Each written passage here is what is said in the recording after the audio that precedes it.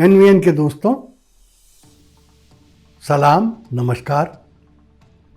कमाल की बात में आपका स्वागत, खुशामदीद, वेलकम।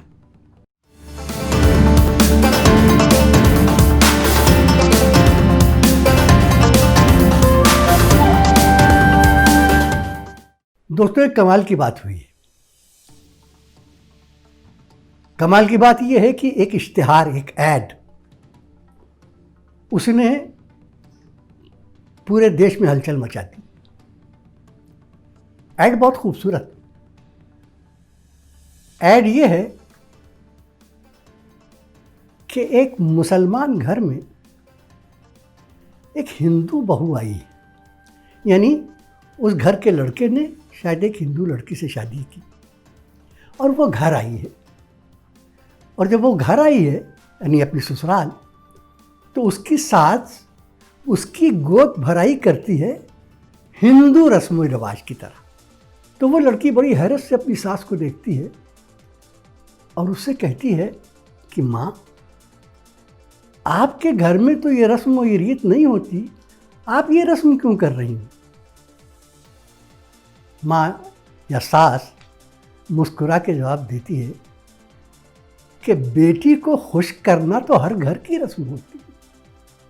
गोया वो ये कह रही थी कि तुम मेरी बेटी हो, मैं तुम्हें खुश करने के लिए कर रही हूँ।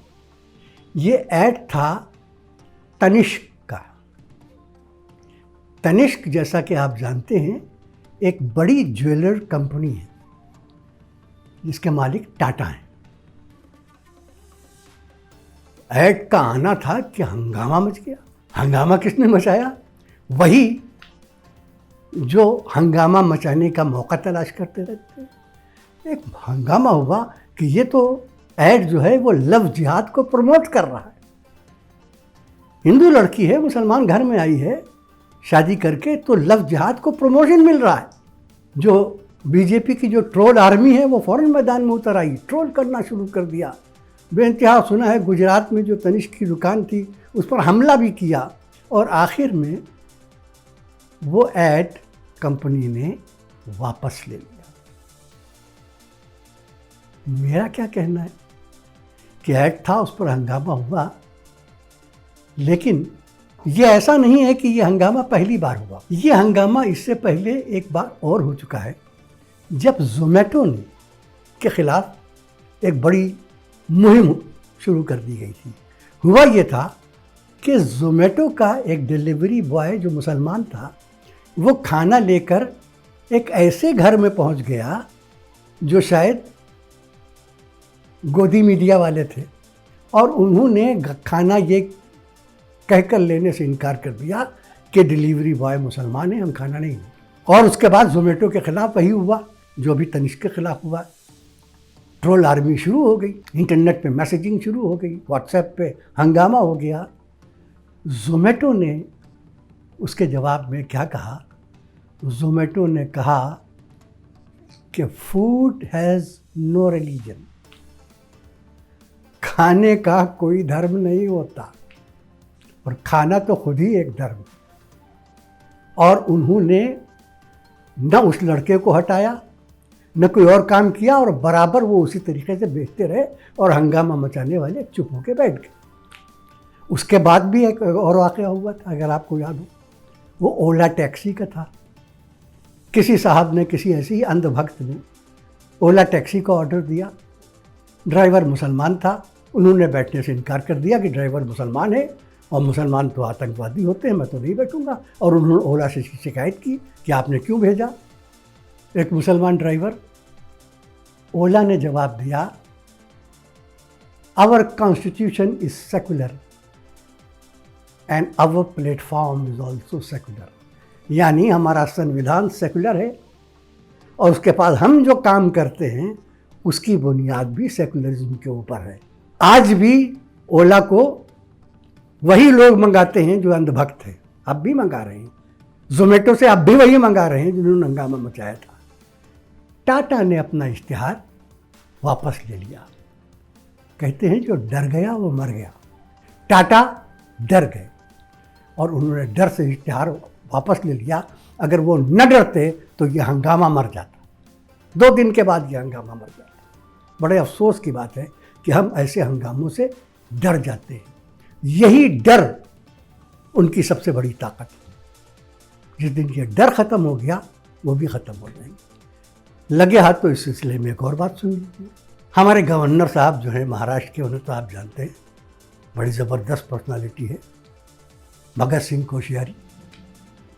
कहते हैं पहले संघ परिवार और आरएसएस से कोई ताल्लुक था, रहा होगा, हमें मालूम नहीं, लेकिन वो आपको सबको याद होगा कि महाराष्ट्र में एक अजीत पवार की गवर्नमेंट बनाने में आधी रात को उन्होंने जो कुछ किया था वो अभी तक सबको याद है। अभी चूँकि बीजेपी के पास कोई और इशू तो है नहीं, किसान के इशू पे तो बोल नहीं सकते। आपने देखा आज भी जो किसानों से कॉन्फ्रेंस थी वो नाकाम हो गई। एग्रीकल्चरल मिनिस्टर ही नहीं आया उस मीटिंग पे, तो वो तो इशू पे बोल नहीं सकते। चीन के ऊपर दो बोल नहीं सकते। सरहद पे क्या हो रहा है इस पे तो बोल नहीं सकते। सुशांत सिंह राजपूत वाला मामला भी ठंडा पड़ गया, रिया भी जेल से बाहर आ गई। तो अब रहा क्या जिस पे बोलने के लिए? तो एक इशू उठाया बीजेपी ने कि महाराष्ट्र में सारे मंदिर खोल दिए जाए, और उसके सिलसिले में उन्होंने कहा कि साहब बीचेस के ऊपर और बार्स खुल रहे हैं तो मंदिर क्यों न खिले। उसूली तौर पर मैं बात की मुखालफत नहीं करता हूँ, मैं कहता हूँ ठीक है, एक अपोजिशन पार्टी की हैसियत से उन्होंने एक इशू उठाया, उस इशू को उठाने का उन्हें पूरा हक था, और वो इशू जो है वो बेजान नहीं है, जानदार है।